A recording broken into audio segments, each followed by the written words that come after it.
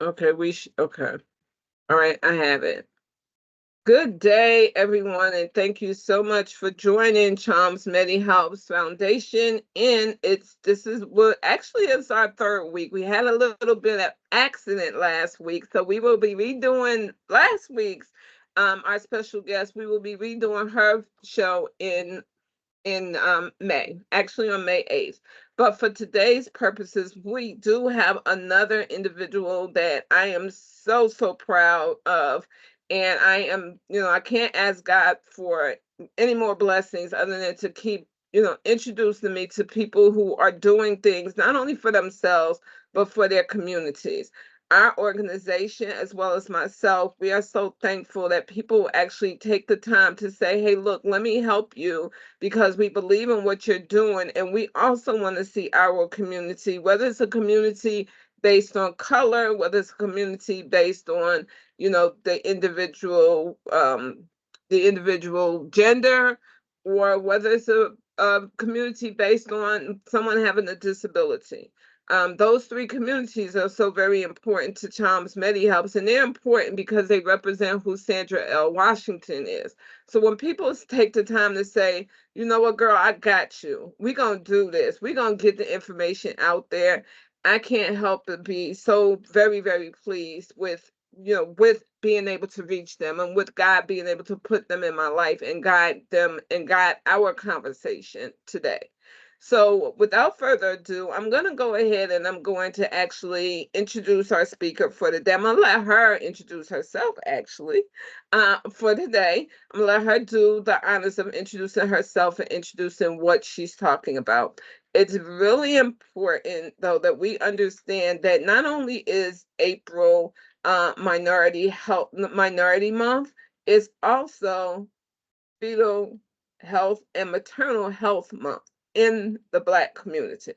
And so whenever you look at it and you're like, okay, well, why do they have to have a Black one? Like, what's all that about? Well, it's a reason for it. The statistics show us, and it's not that we just now are seeing it, but the statistics have shown us that we need to actually take care of our own. We need to actually promote the health and the quality of living for our own community before we can branch out and say, hey, okay, well, then let's do this together. There needs to be special attention placed on it. So, without further ado, I'm going to go ahead and let the doctor take over. Thank you, Dr. Sylvester. Oh, you're welcome. Thank you so much for having me. I'm so excited to be here with you and so grateful that you are allowing me to speak to your audience. Yes, my name is Katherine Sylvester. I am a physical therapist and have been for 14 years.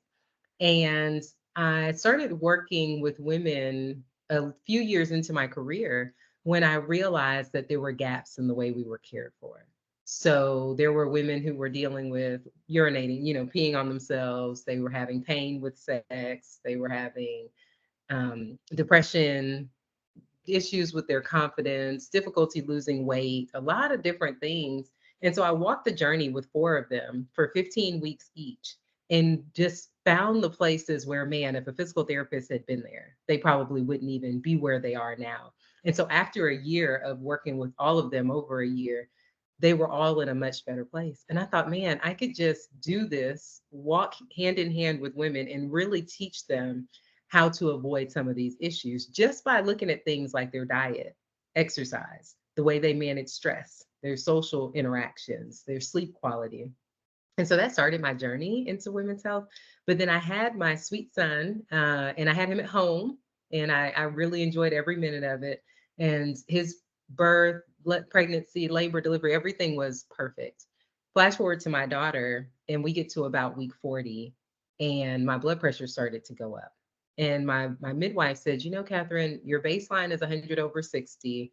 You're now at 128 over 78. Let's look into this. And that's different, right? Because with protocol, it would have said, well, wait till it gets to 140 over 90 to see what's going on. That's what I hear a lot of women saying. Their doctors are waiting for their blood pressure to get that high. But the problem is that when you compare people to standards and then treat them based on protocol, things can be missed. And so luckily my midwife didn't miss it because she was looking at me as an individual.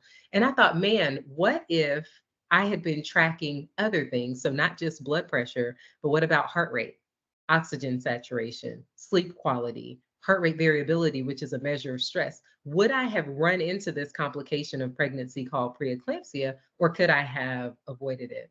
And so I decided to write a grant, and I won the grant and sent 40 watches all over the country, monitored women for free throughout every phase of their pregnancy and through the first year post delivery. And we were able to catch things like anemia, bleeding too much following delivery, so hemorrhage. And we were able to catch when they had COVID or other types of infection, when they were really not too tired to stay pregnant, because they would be told, you know, your body is just so tired. You need to go ahead and let us induce, or we need to go ahead and have a C-section. And women were able to take their data and say, no, you know what? My body is actually fine. Is it okay if I stay pregnant? These women who were going to be induced at 39 weeks actually ended up having healthy babies at 41 and a half weeks. And so it was just, it was a realization that if we make data-driven decisions, we can have healthier pregnancies. We can catch issues between office visits, because it's not just about we're going to the doctor month to month, and then every 2 weeks, and then every week. But women are with themselves 100% of the time. So when we look at the deaths that are taking place, and the CDC says that 80% of them are preventable, my thing is, why not put tools in the hands of women so that they can catch issues between office visits and have them addressed as minor issues before they turn into major complications. And so that's how Operation M.I.S.T was birthed. And we send women smart devices. We have them use the devices that they already have, like pulse oximeters, blood pressure cuffs, thermometers, and smart devices like this, glucose readers, and let them see what is the data saying and what can I do in my lifestyle to improve, in my day-to-day life, to improve the data. Because if we can do that, we show up to pregnancy healthier, we show up to delivery healthier, and we recover better following delivery. And so that's what I do in my remote monitoring role. And then as a physical therapist, of course, I'm in person with the ladies and making sure that they're truly recovering well. If they have tears, if they have back pain, if they're leaking on themselves, and I still do that as well. But that's what I'm doing at this point in my career, and it's truly gratifying. And I have a question as you're talking and I'm sitting here writing, taking some notes. One of the things that drives me is the fact that when we look at data driven anything, right? We have to be careful about the systems that we're getting that data from, because so many times so many times that system is skewed, right? Especially if it's more than two systems, right? You're using four or five systems to gather data from different people from different places.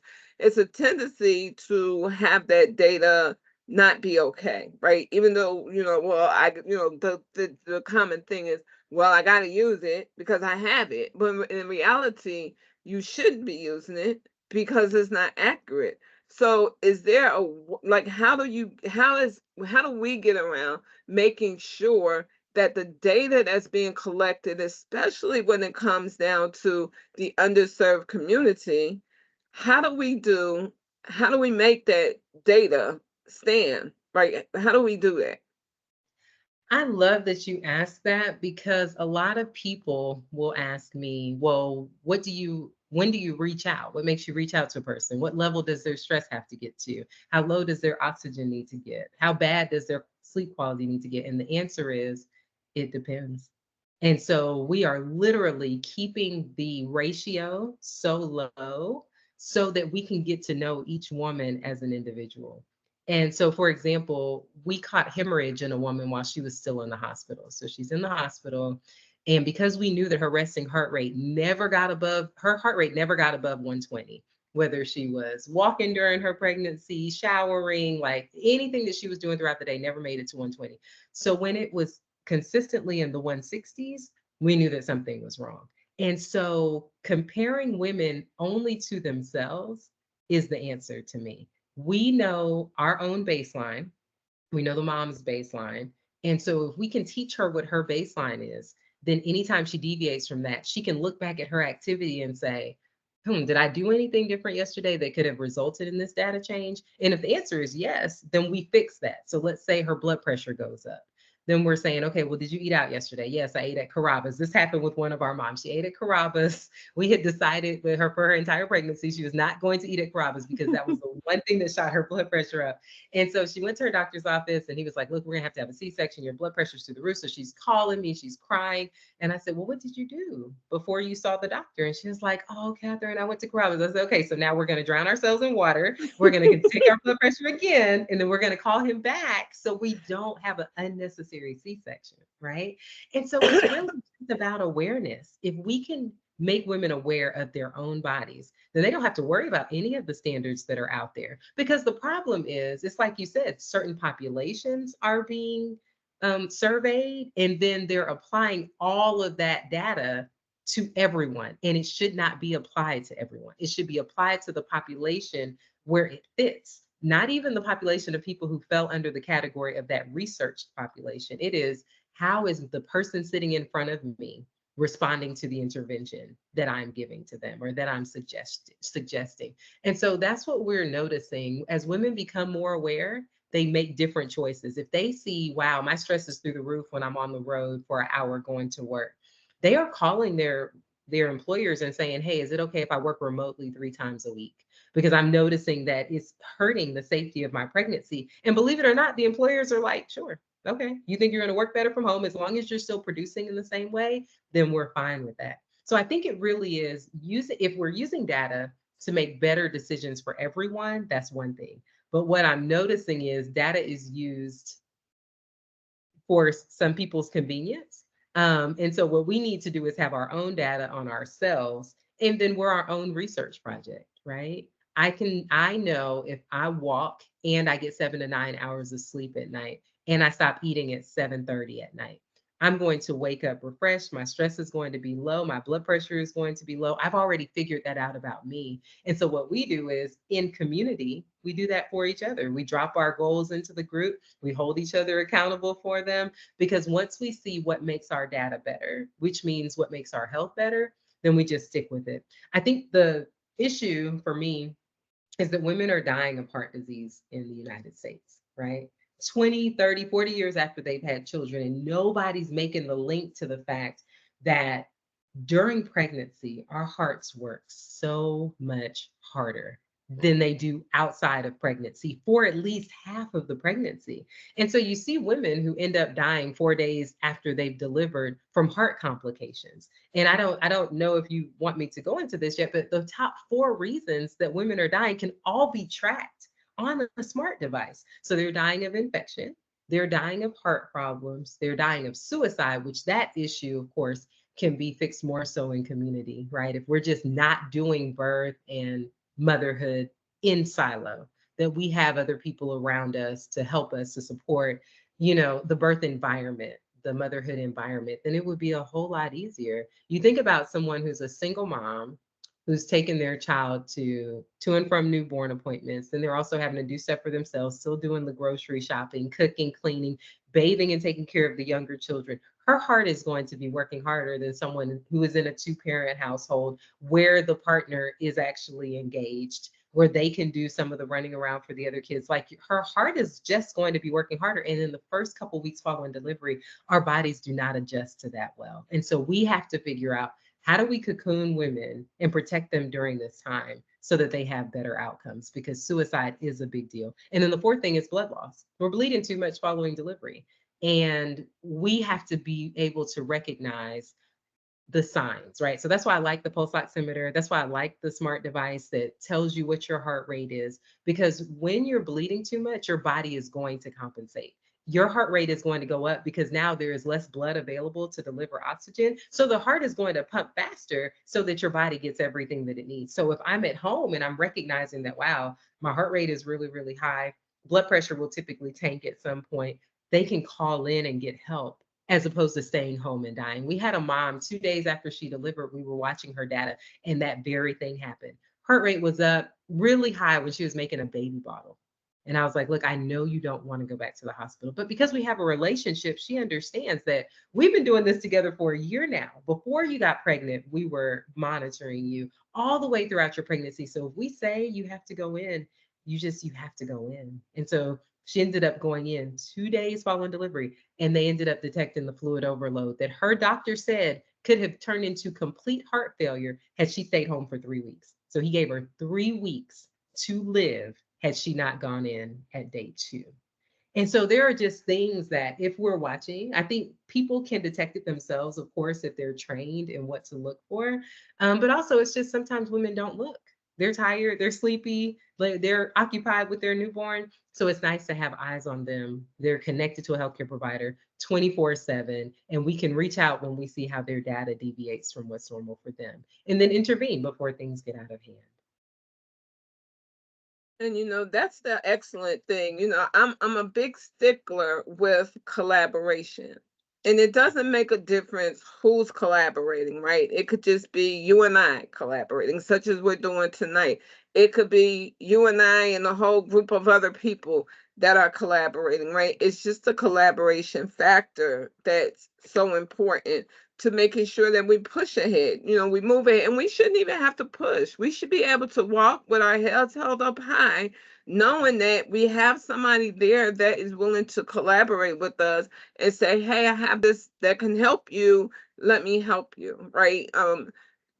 Standing on the island by yourself, especially, with African American women as they go through childbirth, knowing what the outcomes are, knowing what the data does say, the factual data does say, just from one source, right? I mean, the ironic thing about data with in the when we're looking at the African American woman and the mortality and the pregnancy, right? Every study says just about the same thing, right? Yes. Every study. Mhm. So yeah, we can't pull from, multiple studies, but we could take a look at the studies to see what the studies are saying. And across the board, the studies are saying no matter who does the studies are all coming up with the same thing, that there's the infant mortality in the African American race. The women that are not being getting the correct, type of and amount of maternal care, right? It's a need for it to grow. You can't wait until, and unfortunately in our community we do it a lot. We can't wait until we get pregnant and then get Mhm. help. We need to be looking out before we get pregnant and saying, okay, well, at some point in time, I do want to have a baby. I do want to give birth. What are the things that I need to do? I mean, I know I'm asking for a lot, right? But I mean, if someone was to say, Sandra, when it comes down to your wish list on what it is you want your child, how it is you want your child to, or how it is that you want the maternal field to look like, that's what I would say. I want us to learn early, right? Our babies, right, are having sex younger and younger every year. So, I mean, the concept of collaboration, and there are tools out there and there are things out there that you can use. While a lot of people might be like, yeah, but that's too early to start teaching them. But really, it's not, especially when they're having babies at that age. I often look back at my own son. He's 30 now, but I often look back at him. He was born with a heart defect. He had an ASD and a VSD. So he had a hole in his upper and he had a hole in his lower, right? Well, when I was pregnant, and as I hear more and more, when I was pregnant, my heartbeat, when they went to listen to the baby with the stethoscope, it was always fast. And I happened to be at church with someone, and they was like, "Well, if your baby's heartbeat is fast, that means you having a girl. If it's slow, it means you having a boy." So I had an African American doctor, and I said to her, I said, "Well, my baby's heartbeat is fast. That means I'm having a girl." So I kid you not, I went out, and I was living with my oldest sister at the time. I went out, Dr. Sullivan. I brought all little girl stuff, Dr. Sylvester, all little girl stuff. My sister said, when you had that baby, if it's a boy, you're going to take all that stuff back to the store, right? She said, because you don't know what you're having, right? But, and I had a boy. And I had to stand in line. I had to take all that stuff back.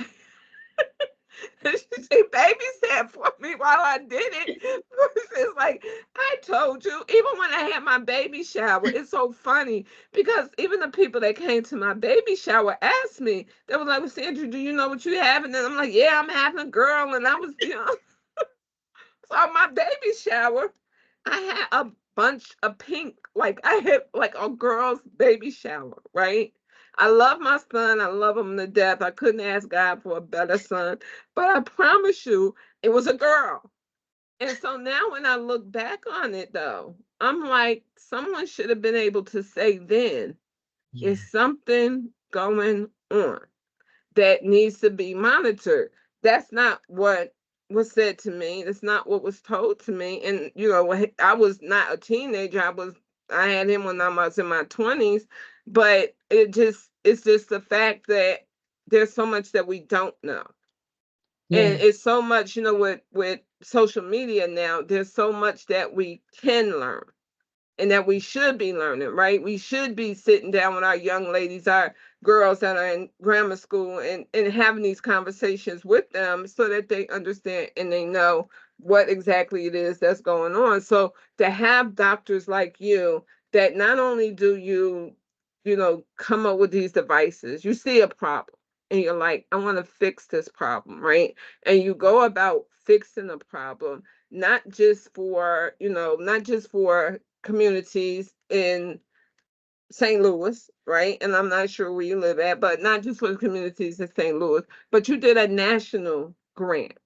You said, I don't want to just study where I'm at. I want to be able to go into all areas where there's a problem and I want to be able to address it. So to have doctors like you, because so many times, we hear so many times, well, the doctor this and the doctor that, but there's some good doctors that really do care and want the best for those that they care about. They want the best because they've been there and they have lived experiences. So I'm so just grateful to you that you came up with Operation Miss. And I do want to tell you before we go forward, if there's something that you want to say, Dr. Sylvester, please say it. And I'm telling you that for a reason. You're the senior subject matter expert on this, right? I mean, I have my personal lived experience. I have my own feelings, my own thoughts, but we got to move past our own feelings and our own thoughts. It's time for us to actually get busy with putting the facts out there and making sure that patients know that not only do they know what the facts are, but that they understand what those facts are, right? We could talk all we want to, but at the end of the day, those patients who these devices are for or these systems are for, do they understand? Because if they don't understand, and break it down to the level where they do understand it, you gotta go back to third grade, put it in third grade language so that they do understand it and that we all get it so that we can all move ahead. So please, by all means, as you're talking, don't worry about, well, maybe she don't want me to say that. Tell it because it needs to be told. Right? No more hand holding and yeah, come on, I'm gonna show you. Yeah, we gotta move past that. We really do. So I am Yeah. going to let you actually tell us a whole lot more about Operation Miss. Okay. So first of all, I love so many things that you said. And in terms of my lived experience, I told you my midwife caught my blood pressure increase. But what happened following delivery was I was assigned to another provider because when things don't go quite as expected, they'll turn over your care. So I'm in Georgia. And so the guy who got me afterwards, over the course of a couple of visits, he actually said, "You're Black. You lived most of your life in the South. You probably had high blood pressure before you got pregnant. Your kidneys will never recover. You'll be on high blood pressure medicine for the rest of your life. And on the off chance that I'm wrong, your body's not fit for having another child." So this is what he's telling me. And so you think about what that does to a person who is not a healthcare provider. They're going to take the blood pressure medicine. They're going to believe that this is their state of life. Hmm. And it would be a bleak outlook. So it's just a downward spiral if you internalize the things that are said to you. And I share that because when you talked about collaboration, At that point, I realized that he is not on my team. So we have to start thinking as women. If I was playing basketball when I was 13, I get to choose who's on my team. There are a bunch of people, and then each team captain gets to choose who they want. And I feel like as women, we have to start being picky about who's on our team. And so I realized that I needed him. It was COVID. I needed him to continue to draw my labs. He needed to continue to give me these numbers, but that was all I needed him for. I self recruited a dietitian, a kidney doctor. A good friend of mine is a pharmacist. Another friend got trained as in obstetrics and gynecology, but decided not to go that route. So I got her on my team, and then I got a physical therapist to monitor my data on the smart device. So that it wasn't just me looking at it; it was more than one person. Because initially the device was sent to me because they were doing a study to see can we detect COVID using wearable devices. And I started noticing that I would walk a tenth of a mile, and the watch would start alerting me that my stress was high. And I would eat cucumbers, tomatoes, boiled eggs, things that you think are healthy foods, but they were actually messing with my blood pressure. And so that's how I was clued in on the fact that I needed a kidney doctor on my team. And so I created the team that could help me thrive. And I think that's part of what women need to understand. You have access to healthcare providers. I self referred. I did not have to wait on him to write me an order. I didn't have to go to my primary care doctor. I called them up myself and I said, "Hey, I need you." And they were like, "Come on in." And so we have to start recruiting the people we need. The other thing that you see when you said about treating young girls, talking to young girls, I started these parties last year. They're called More Than a Period parties, where we go to young ladies. And I wrote a grant for it because I thought, how will this work in the community? How will it work in a college setting? And so we tested both. The outcome was so beautiful. Teaching young girls really about their bodies, and we'll just talk about this briefly, but sometimes when girls are taught when they're younger and they start bleeding, they're told by their mom, circle on the calendar maybe when you start, or circle the days when you're bleeding. And then they circle the next month, the days that they're bleeding. So they go from cycle to cycle, only really focusing on the time that they're bleeding. Well, that's only the first phase of our cycles. And so we have these women showing up to pregnancy unplanned, but I think it's because they never knew how to track their cycles properly in the first place. So after the first phase of bleeding, the next phase is that there are these eggs that are inside of a shell and they're trying to break out of the shell. So hormones are increasing to get the egg out of the shell. That happens for a few days up until you release an egg. Well, that phase only lasts for 12 to 24 hours. So the egg is only alive 12 to 24 hours. So these women are on birth control all the time, thinking I can get pregnant all the time, and you really can't. Sperm can live in our bodies for up to 5 days. Some studies will say 7. So I'm conservative. So I'm like 5 to 7 days. And so, yes, if you have sex 5 to 7 days before your body releases an egg, you can still get pregnant if the environment is right. But after that, there are some, you can check your cervix position. So the cervix is the doorway between our womb where the baby is and our vaginal opening. And so there's a cervix there, it's like a door. And so after you release an egg and the egg is no longer viable, you can no longer get pregnant. You can actually reach inside and see, okay, is my cervix low? Is my fluid dry? And so once you know those things, then you know, well, I can't get pregnant after this point. So if we teach women truly how to use their cycle, how to track what's coming out of their vagina, so their cervical fluid, where their cervix actually is, position wise. Is it high? Is it medium? Is it low?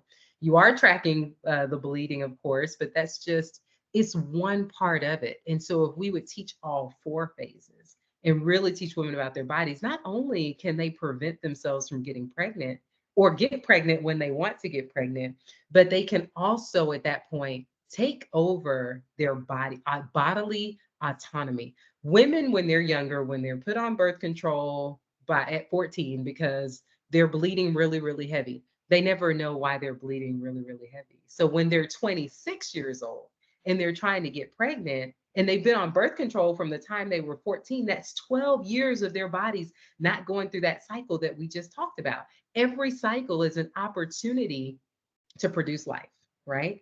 And so if your body's not gone through that cycle, then it's very unrealistic for you to expect that I come off of birth control at 26, I'm gonna get pregnant at 26 years old in 1 month. And so now when women are not getting pregnant that soon, then they're thinking, wow, something is wrong with me. We've set them on the wrong path from the beginning. Teach them about their bodies.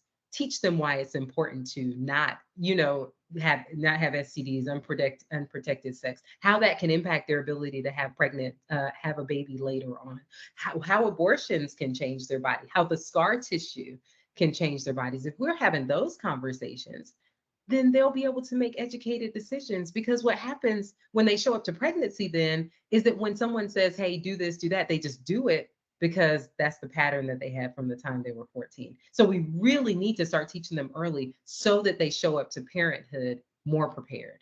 And when I think about preparation and in the labs that women should know, a lot of them are not included in our annual physicals, right? We're told to go to the doctor every year. But some of the things that we really should be tracking before we get pregnant and preparing for, we're not. And so I want to share some of those labs with the people listening today. If you're trying to get pregnant, there are some numbers you should know. One, it's not a lab, it's your resting heart rate. So, how many times does your heart beat in a minute when you're completely at rest? Smart devices can track that, but you can also check it on your wrist. So you could just sit for 5 minutes, or when you wake up in the morning, you can track your heart rate. You could put something called a pulse oximeter on your finger. You can know your resting heart rate. The lower the resting heart rate, the better. And so, as a physical therapist, we're trying to teach people how to get their heart rates down. And that's through exercise, because the heart does work harder during pregnancy. The idea is that if you get it to where it's not working so hard outside of pregnancy, then the resting heart rate will rise a little bit slower during pregnancy. So your heart is not working as hard. So that's one of the numbers, resting heart rate. We also want to know our hemoglobin. So hemoglobin carries and delivers oxygen. That's its job. And during pregnancy, hemoglobin is expected to go down because we have to share resources with our babies. And so if we start out with pregnancy and we have a low hemoglobin, that is actually linked by research to complications in the third trimester. So anemia, low hemoglobin, low oxygen, is linked to preeclampsia, which is something that really plagues our community. And so if we just go in knowing, hey, my iron is low, then we can take iron supplements. We can talk to our doctors so that they can give us iron supplements. The other thing is that women are taking prenatals that are gummies. Gummies do not have iron. And so our bodies need iron during pregnancy, at least 30 milligrams. People say between 26 and 30 milligrams. So let's say 30 milligrams of iron. And so if we're taking a prenatal gummy, like I was, and you don't know that it doesn't have iron, you're setting yourself up for a problem. So my midwife detected my low hemoglobin at 32 weeks. And so I was well into my pregnancy before she realized that my hemoglobin levels were low. And so why not just check that at the very before we get pregnant and see what it is? And that way we know if we need iron supplements, we can bring it up to our providers. There were things called race-based protocols that were in place, and just, I think it was 2 years ago that this one got revealed. And it was that white women, once their hemoglobin dropped to 11, they were given intervention. But doctors would wait until Black women's hemoglobin was 10.2. And so if you have a provider who's still operating off of those old protocols, you could be at risk for things going wrong because you didn't know. So you check your own hemoglobin, because the reason we're dying again is that we're bleeding too much following delivery. So you would think we want a woman to have more blood because we know that she's going to lose more blood when she delivers her baby, right? The other thing is that C-sections, when women have C-sections, they bleed double the amount that you bleed if you have a vaginal delivery. And so while people are signing up for C-sections now, they think it's convenient that you'll avoid a lot of the complications that you have when you have a vaginal delivery. The reality is that C-sections come with their own risk. And so imagine now you're anemic, so you have low hemoglobin, low blood levels already, and then following delivery, you lose double the amount because you had a C-section delivery. And Black women, according to some research from about 2019, are 24% more likely to have a C-section delivery than white women. And so we have to start advocating for ourselves. If nothing is wrong with me, nothing is wrong with the baby, I am not signing up for a C-section, because the likelihood that I will bleed more is higher. And we don't need to have that issue compounded on top of the fact that people are bleeding too much anyway. And so that's another value. GFR and creatinine, those are two values that tell you about your kidney function. So the kidneys also work 50% harder during pregnancy, starting at about week 20, all the way through the second week following delivery. So the kidneys are still working harder even after we deliver our babies. So knowing those two values can give us an idea of where are we starting with pregnancy with our kidney function. What happened in my family history that could potentially have impacted my kidneys? Like, we don't know that sometimes to look into it. And a lot of people think about the kidneys as getting rid, they make urine, it gets rid of toxins, but the kidneys also help to make hemoglobin. So they release a hormone that's used to create hemoglobin. And so if the kidneys are not functioning properly, we're starting out at a deficit. The other thing they do is they regulate blood pressure. And so high blood pressure is a huge complication of pregnancy, not only in our community, but it's killing people, right? And so if we can get the kidneys where they need to be before we get pregnant, that'll be a good place to start. The other thing is the kidneys thrive on water. And so we have to start really taking care of ourselves, hydrating well. When people say you really need to drink water, your body needs water, I really like to explain the body really needs water. The kidneys don't function well without it. And so if we want to manage our blood pressure, we got to start drinking more, hydrating better. The other numbers that I think we should know is something called a hemoglobin A1C. So a lot of people will get their fingers pricked and then they get the number and it tells them if they're at risk for diabetes or if they have high blood sugar levels. But the hemoglobin A1C really gives you a better insight into how your body manages the sugar that's floating around. The reason why this is important with pregnancy, though, is that during pregnancy, there is also a hormone that is released to protect our babies. And so the hormone is released, it allows sugar to stay in the bloodstream longer. So if you start out with pregnancy, being pregnant, and you already have a hard time managing sugar, it's going to be even harder because the body is preserving the sugar for the baby. So your insulin, your glucose levels, your sugar levels will be higher in your bloodstream, and it's the body's job to get rid of the excess. But if it already has a hard time doing that, then we're at risk for something called gestational diabetes. So having high blood sugar during pregnancy that wasn't a problem before you got pregnant. The problem with gestational diabetes, besides the fact that it can shoot your blood pressure up and cause other complications within the mom, is that baby can grow too fast. And so if baby grows too fast, the first recommendation is for her to have a C-section so the baby doesn't get too big, right? And so if we can teach people how to manage their blood sugar levels before they get pregnant, that would be ideal. So what we could do is have a dietitian on board. If you have a hemoglobin A1C that is abnormal, you can have a dietitian on board. You can get on the medications that you need to get on. Walking helps to regulate blood sugar. And so if we're walking every day, it helps the body to manage blood sugar better. So those are just things that we can do practically before we ever get pregnant. Think about getting pregnant. Let's address our blood pressure, our sugar levels, our blood levels. And the last thing is our sleep quality that I want to address here. Sleep quality is associated with better health outcomes. It's also associated with better birth outcomes. And so sometimes we have young girls in college. This is a great time to talk to them about sleeping. When I was in college, I do not think that I slept very much. I was studying so much. I would go to the 24-hour study room and study until the morning and then go straight to class. And so it was not a good practice, right? I didn't know that. No one told me that. I just figured it's only for 4 years.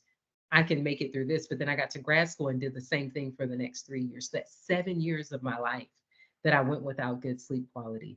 Our bodies depend on sleep. Every system that works in our body works best when we have a good night of sleep. And by good night of sleep, I mean your devices are off 30 minutes before you go to bed. You're not eating about 2 hours before you go to bed. You're in complete darkness if you can tolerate it. I know some people, from a trauma standpoint, may not be able to tolerate sleeping in complete darkness, and that's fine. Maybe using an eye mask to shut out the extra light, having a cool room. I know I like the room hot, but when I check my data is better when I have a cool room. So that's just setting the environment for good sleep, because that allows the heart time to rest.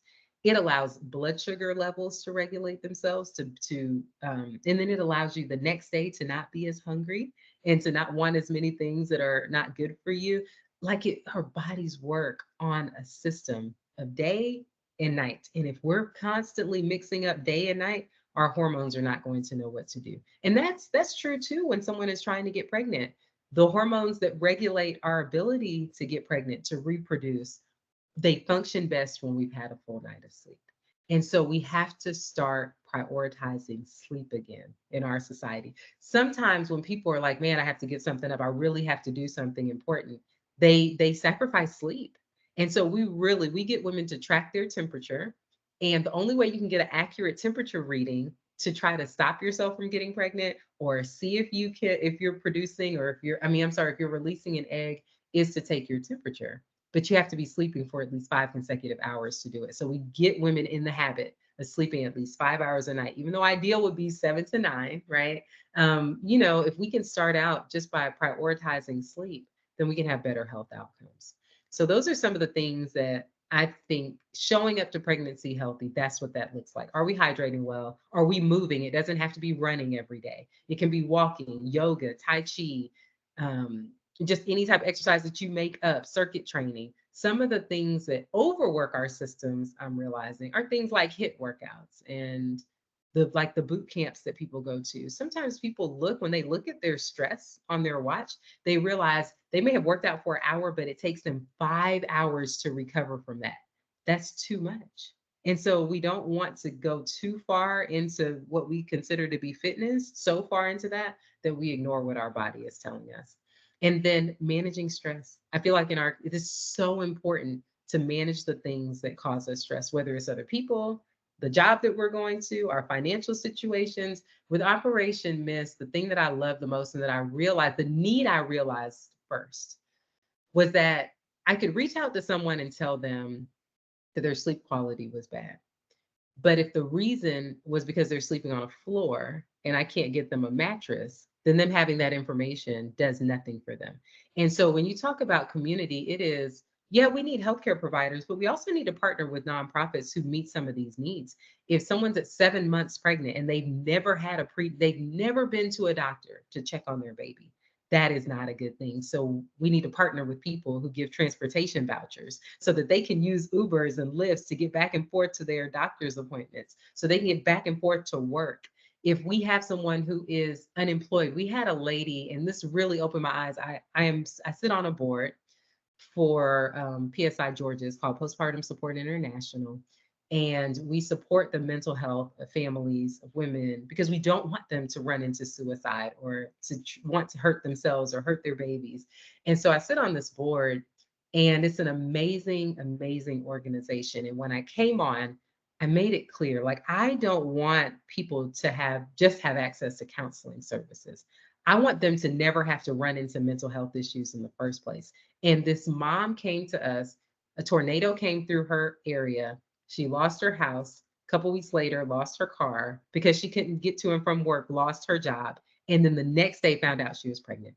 That is a mental health disaster waiting to happen. And so I was like, okay, I've made enough relationships in this area that we're going to get her a job. We're going to get her secure housing, because if she gets a job now, by the time she has the baby, she'll have maternity leave, right? If we get her a job now, she'll be able to pay for all the things that her children need, and she won't have the stress that could possibly put her into labor prematurely. And so it's like, how do we get really, really far upstream and as a community provide the environment for birth to be safe? We need people to have access to good food, safe housing, clothing, diapers, wipes, job, financial security, childcare. I mean, you go to the doctor now, you have 3 kids and you're a single mom. They're like, okay, we got to take the other two to child protective services because we don't allow them in the hospital. So we don't even let women run into that. We're finding childcare for them before they get to their 40-week appointment and are told that they have to induce their baby that same day.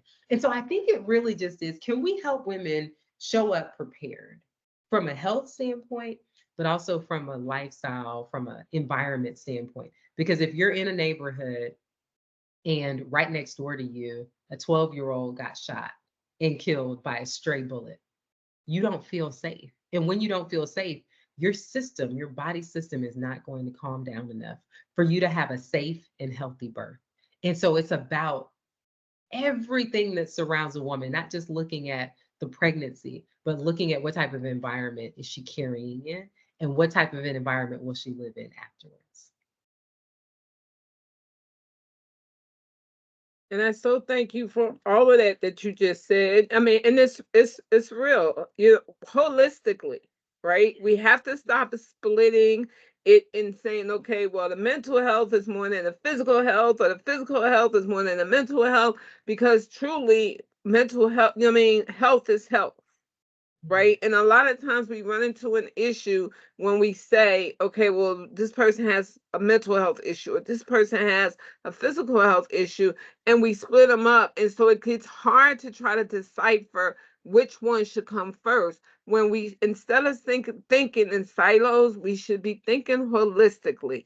How can we solve this issue holistically? And for such a long time, my organization, as well as the organizations that I would collaborate with, and I still collaborate with, I'm saying to everybody, I just came from a meeting yesterday, and I'm like, all of this is good. Like I mean, the meeting was about direct care, the new model of direct care, which really isn't new, but I mean, okay, you want to put a DCP on it and call it something else, that's fine, right? But we're having these meetings and we're talking about patients, and we're not explaining to the patients what it is we're talking about. I had a conference last year. I had the foundation do a conference last year because I got tired of sitting in meetings and I'm using these big words and I'm hearing these words that at one point in time was something else. Now they've changed it. Like the government has just taken it and played, like literally dropped carrots in front of our eyes. Like those of us that don't know won't know. But if you do know because you've been in the field for such a long time, you know that that used to be called this. Now it's being called that, right? And so it gets hectic. And I'm like, let me find out what the patients need to know. Like, what I'm doing, is it making any difference? If how I'm doing it, is it making any difference? Am I teaching or educating and empowering you and engaging you in your own healthcare process so that you, as a patient, become more attuned to what's going on, right?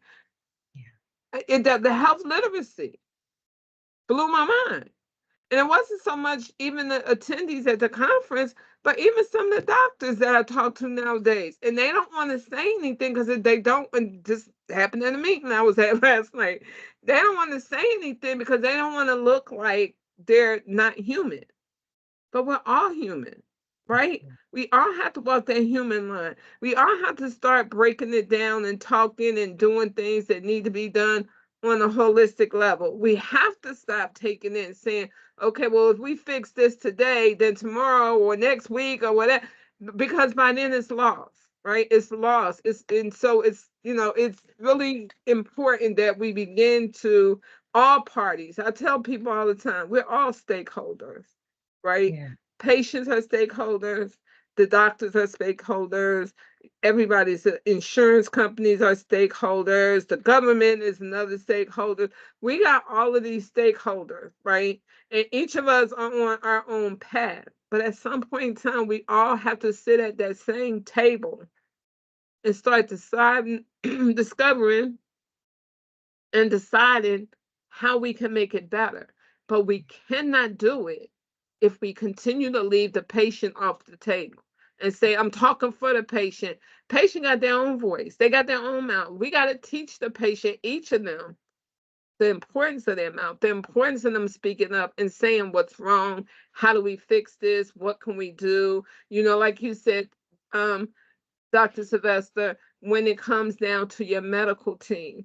I've literally had to, no, and I had to do it twice. It bothered me, but I had to do it.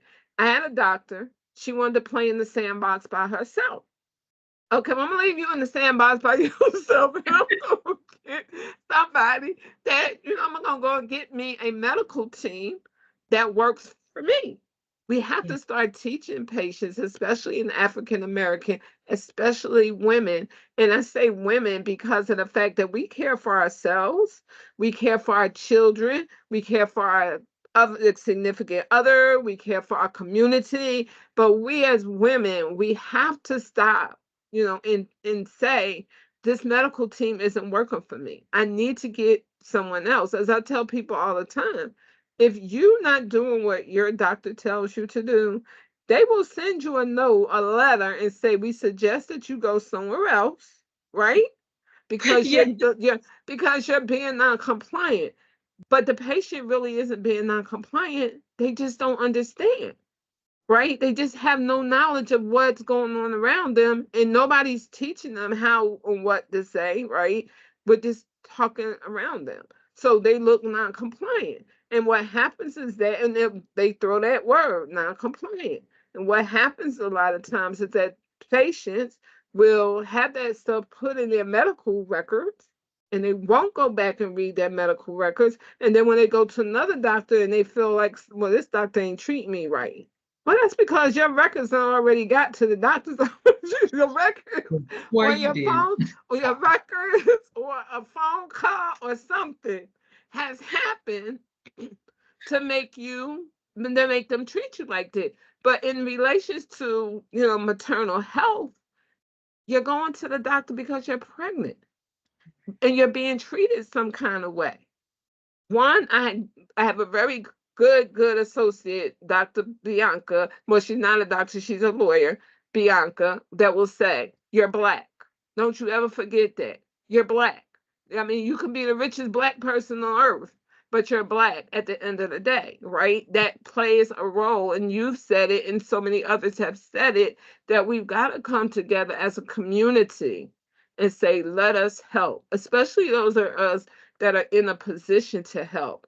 Let Mhm. us help, right? A lot of times the younger generation don't want to hear it from us, but we still have to continue to at least try to help, right? We never know who it is that we will be able to help, but we gotta stay on that path where we're trying, right? And so I thank you so much for actually even bringing into the conversation the fact that we have to providers, no, we have to reach out to those community organizations that are in the communities, and they're doing the work. Like they're meeting with the people, and they're talking to the people, and they're getting the stuff done because we need them. Like we really, our organization, we love talking to people, we love getting out there and saying stuff and doing stuff. As you know, I've been with a call for past 2 weeks, but that's because I'm always running my mouth, right?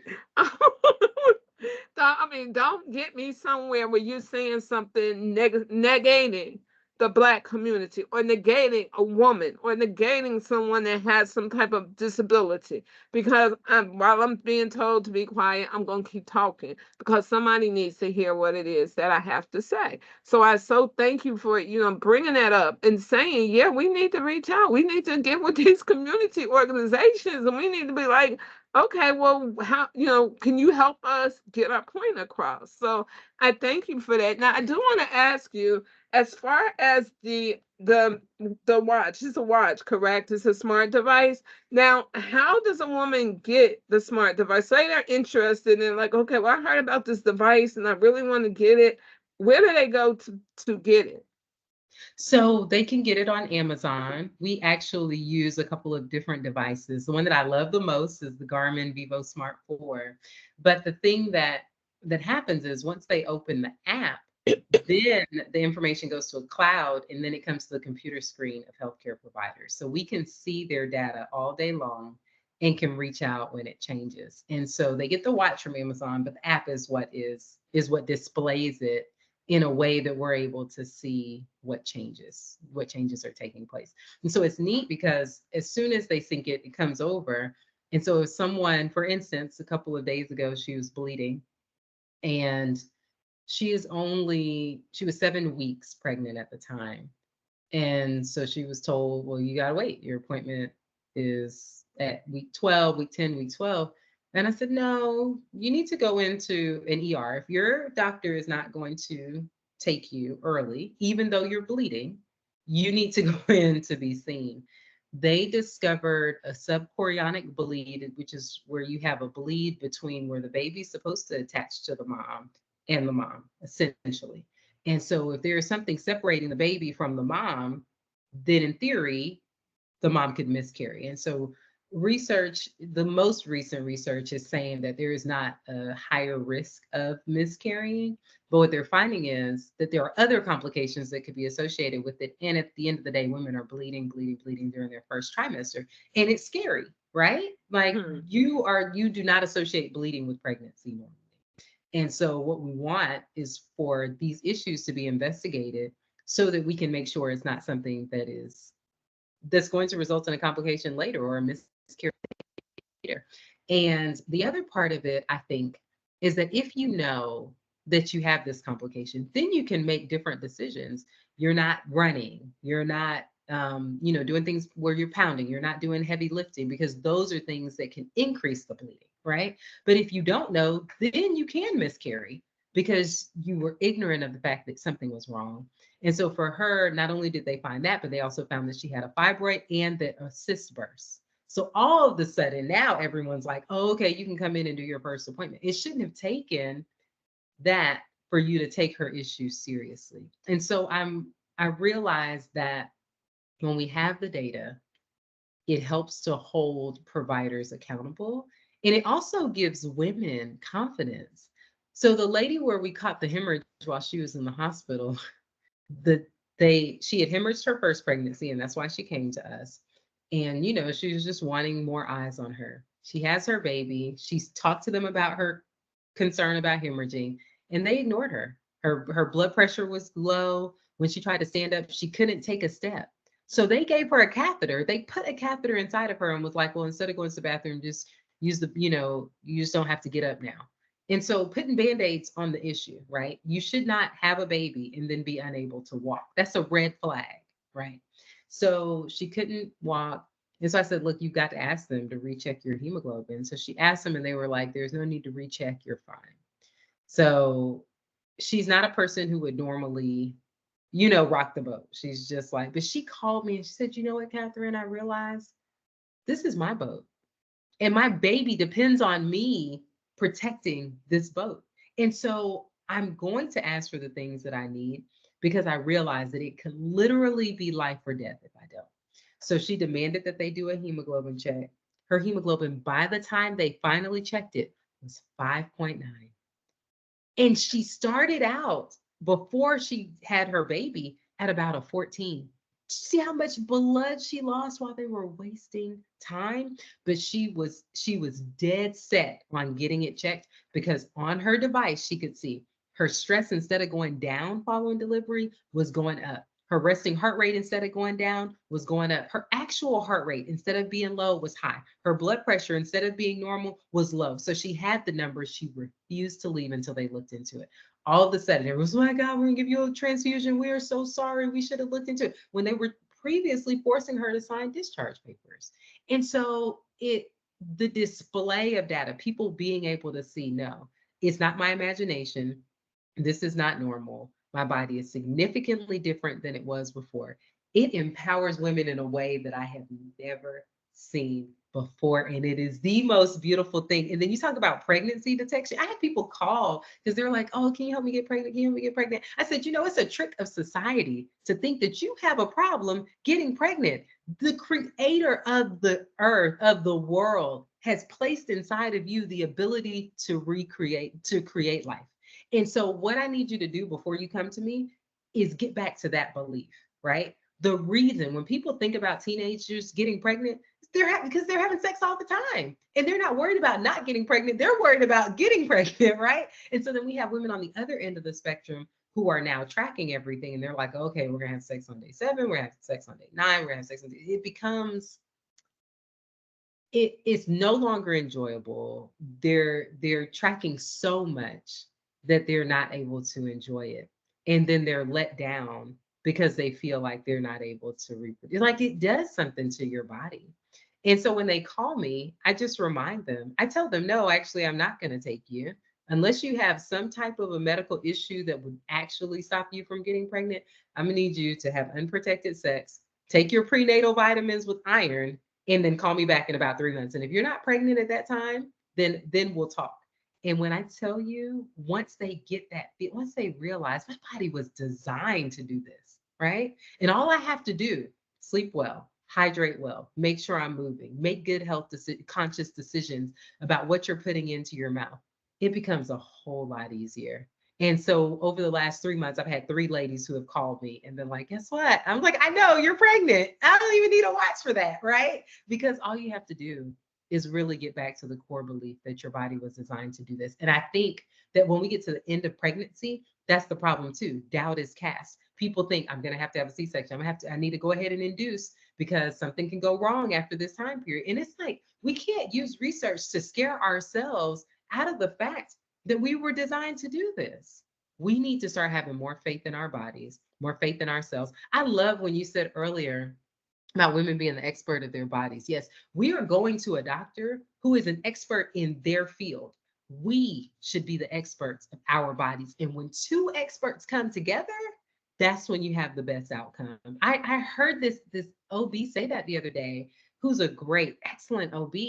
And when she said that, I was like, that's what it is. That's what people need to understand. You are the expert of your body. You have more control than you think. And if you don't give your doctor all of the information, then they're making a decision based off of other people that they've seen before. The doctor who told me you're Black, you live most of your, I've seen patients like you before. No, you've never seen a patient like me before because this patient's blood pressure is low. This patient makes good health decisions. This patient hydrates well. I'm not who you think you're seeing, but because you see me through that lens, that's where the problem starts. And so if you have a provider who is doing that, then you have to bring the data. And then if they still don't change their mind, you go to another provider because that's the only way we're going to avoid this death trap of dying of heart disease when we're 60, 70, 80 years old. It should not be. It should not be when we can make decisions every day that puts our heart in a better position, in a better condition to help us live the best quality life possible. I worked in the hospital. So outside of this, I worked in the hospital with patients with brain injury, spinal cord injury, and stroke. And most of the time, the patients who had the stroke were like, the signs were there. I had a mini stroke and I didn't change my lifestyle. I should have stopped a long time ago. They're in now for an amputation. And they're like, man, I wish I had changed my. Sometimes it's just accountability. It's somebody saying, okay, you know you're supposed to be doing this. Your blood sugar levels are 300 today. What did you eat? What can we change? There's something called a glycemic index. And I love that because sometimes people just think, okay, I can stop eating white potatoes, white pasta, white rice. I stop eating candy. I stop eating cakes. It's not just about that. There are natural foods that cause your blood sugar to spike. And so if we all just use the glycemic index chart, then we can see what's really causing my blood sugar to go up. If you have a monitor, you can see. So start with the list, but then see, okay, well, what actually applies to me? I met a guy who is a type 1 diabetic, meaning that, he doesn't have issue with the blood, his pancreas is just not doing what it's supposed to do. And he looked at the glycemic index chart and everything that they said would spike his sugar did not. It actually dropped it. And he went unconscious to a coma. And then he realized, man, no, it's about choosing the foods that are right for me. And so I think that for me, the biggest thing is helping women understand if you learn your body, then you can trust it, protect it, and prepare it for every phase of womanhood. But if you shortcut that process, then you are handing over control to someone who sees thousands of patients a year. And then you wonder why you're misdiagnosed, why something bad happens. It's because no one taught you to know you. And so that's what I like to do. At the end of the day, I love the watch. But what I love most about the watch is that it connects us to the women. And then I can meet them where they are, educate them about what's right for them. And then they show up to their provider empowered. The woman who I told you that she was having the bleeding, she went today to pay for an ultrasound because her doctor did not answer the phone last night at 10 and all the way up until noon today did not return her phone call, did not look at the images that she sent with the bloody pads, with the blood that was in the toilet. It's like they have other things to do. And so we have to start showing women you have other resources. You need $77 to pay for this ultrasound. I'm going to give it to you for your peace of mind, for you to know that you haven't lost your baby. It's worth it. We are worth it. But we watch videos. I watched a video of an OB who had the same thing happen. Week 8 of her pregnancy, She gushed blood. She called her friend and said, "Hey, can you do an ultrasound for me?" She's an OB. So, of course, her friend's going to do an ultrasound for her. We don't have access to those resources. So, we've got to start saving for it. Whenever guys say, "What can I do for the maternal health crisis? What can I do to help position my baby's mom to be in the best place possible?" Save up your money. Because when they say she has to go home because it's $17,000 for her to stay for another week, you have that $17,000 on hand, or you borrowed it, or you got people who are going to contribute to it so that she can get the best care possible. We cannot let the limitations of insurance impact our health outcomes in a negative way. And so I just feel like, though, if people knew that, then they could be more prepared. We all want pregnancy to be a healthy journey. And for the majority of people who monitor with Operation M.I.S.T, we've monitored at this point about 120 women. About 7 or 8 of them have had complications that we had to catch. We caught them early, and then they went away, right? You catch the complication early, you make the lifestyle modification, you continue to monitor the data, you have a good outcome.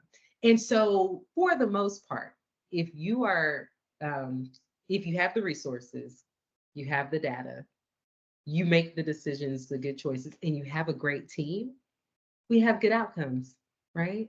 The problem is that people don't have all four. And as a community, we just have to restore that. And we are the healthcare system. So where people are like, doctors are bad, whatever. No, no, we are the healthcare system. And so we can fix it. We can fix it. And you are so correct about that. It goes to show, and I'm on the administrative side, and I say to people all the time, each of us are different. A doctor sees 100 patients a day, right? 100 of those patients might present with the same diagnosis, but the prognosis is different, and each of us are different. So you are so correct in that we need to take ownership of our bodies. We need to take ownership of the most important thing that we have that belongs to us, and that's our voice. If each of us was to use our voice to actually talk about the things that happen that shouldn't have happened, my, I mean, what I'm saying? Like, just imagine if we're all speaking up, what this world would be. I mean, and for those of us that, don't speak up and, because they feel like, okay, well, I don't really have nothing to say, or they're not going to listen to me, find you a partner. It's called accountability. Found you a partner that will either help you by doing it with you, not for you. When you take a handout, that's a no-no. But find someone that's willing to, make you accountable, be accountable with you, say, you know what, you ain't got to walk this road alone. I can walk this road with you. But we each of us, like I stated earlier, each of us are stakeholders. We each have a role to play. We each need to step up to the plate and hit a home run, basically out the Mm. park, so that we no longer are sitting around complaining about the healthcare system or the doctors. We're actually taking our own health, each of us, into our own hands and making it. And for those women that are of the childbearing age, I know that is difficult. I mean, we're on some really heavy times, especially with the overturn of Roe versus Wade. But you can still have a healthy baby. Don't let that frighten you. Don't let that scare you. There are still resources that you can reach out to, that you can find, that will actually help you with, with having a healthy baby, for those of you that are in the childbearing age. And if you have insurance, find out if your insurance covers you getting a watch or you getting a smart app so you can have the Operation M.I.S.T. If your insurance company says, well, no, we don't do it, then call around and see. There are tons of places that will give you a scholarship to get the device so that you can have it, so that you can deliver a healthy baby. That's not working for you. If you're working and you have an FSA, use your FSA, get the doctor to write you a prescription stating that you need to have this device that will help you with having a healthy baby. Take that prescription that you have, purchase the product and submit it to your FSA carrier. So there are all different kinds of ways that we can make sure that we are having healthy babies. Dr. Sylvester, you said it right. It's like we have resources, but we don't know where those resources are. We don't know how to get in touch with those resources. So I encourage everyone, every woman, especially those that are of the childbearing age, consider before, consider during, and consider after. And before I close out, I do want to actually say something to you. I'm looking forward to the next conversation that you and I have. Because of course I'm going to have you back, but I do want to say something else. You mentioned something that so often gets lost, right? And that's our dads. Yes. Our dads are a big part of the pregnancy process. Yeah, there are some dads that don't want to have anything to do with it or just walk away or whatever. That's a totally different, that's a subject and a conversation for a different day that we're not going to talk about. But for those dads that are there with the moms, that are loving the moms, that are looking forward to the babies, thank you, right? Continue to be that arm for them. Continue to love them. Continue to, when they go to the doctor, because guys, sometimes our women go to the doctor and the doctor will tell them one thing, and when you show up with them, they'll change their tune. Continue to go to the doctor with them. Continue to ask those questions. Be that one that they need to have actually there with them, because we love you for it. We really, really do love you for taking the time with the mom, with the baby, having that family atmosphere. So thank you so much from every woman, especially me. Thank you for being that rock in that hard spot that so often, you have to be. But I thank you. Dr. Katherine Sylvester. Thank you, my dear. Thank you. Thank you. Thank you. Like I said, you brought it real, and that's what we need. We have to stop. We just have to stop baby stepping it, right? Nobody's gonna get it if we continue to, just brush over things and just say things and just without any meaning. No one's going to be able to do that.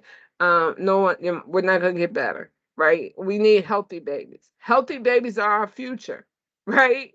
What we do, we don't have healthy babies. Right? Where's our future?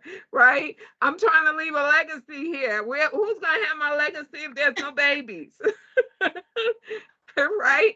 You're trying to build a legacy. Who's gonna be, who's gonna benefit from that legacy if we don't have healthy babies?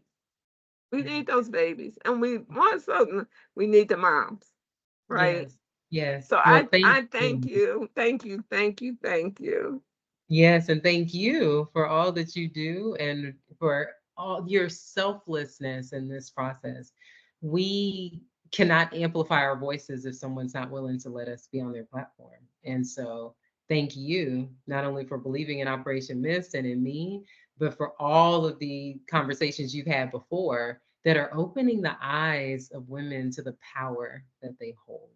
Because I believe that once that is restored, we will fly out of this crisis victorious. I really believe that. So thank Yeah. you.